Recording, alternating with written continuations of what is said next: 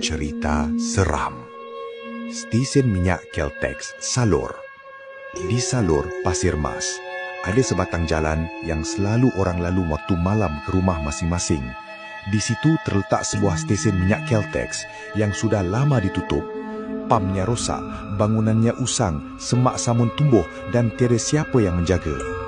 Pada suatu malam, Ali, seorang pemandu lori, melalui jalan itu ketika maghrib. Tangki minyak lori sudah hampir habis. Dia pandang ke tepi jalan dan ternampak lampu stesen minyak itu menyala. Pamnya berfungsi dan sebuah kereta berhenti di situ seperti nak isi minyak. Ali rasa lega. Apabila Ali berhenti dan keluar, dia ke pam minyak, angkat pam dan tekan butang isi minyak. Tiada apa berlaku. Ali perasan duit yang diletakkannya di kaunter paparan mesin tidak bergerak. Bacaan meter tak naik.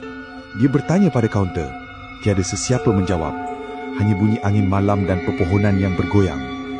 Ali pandang sekeliling. Bangunan mat stesen itu kelihatan seperti baru dicat.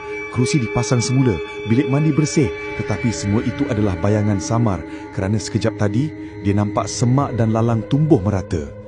Sementara Ali berdiri, dia dengar suara ketawa kecil seperti dari kedai sate bersebelahan. Bila dia berpaling, tiada orang di situ.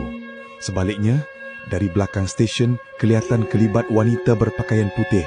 Wajah kabur dan bergerak laju menghilang ke belakang kubur yang terletak di belakang stesen. Ali menjerit, masuk ke dalam lori dan memecut pergi. Pada waktu yang sama, lampu stesen minyak malap memancar dan bayangan kepala seseorang kelihatan di tingkap mart walau tiada sesiapa nampak. Keesokan harinya, orang kampung mendapati stesen minyak itu tiada jejak, seperti lampu baru, cat baru atau seorang pekerja pun.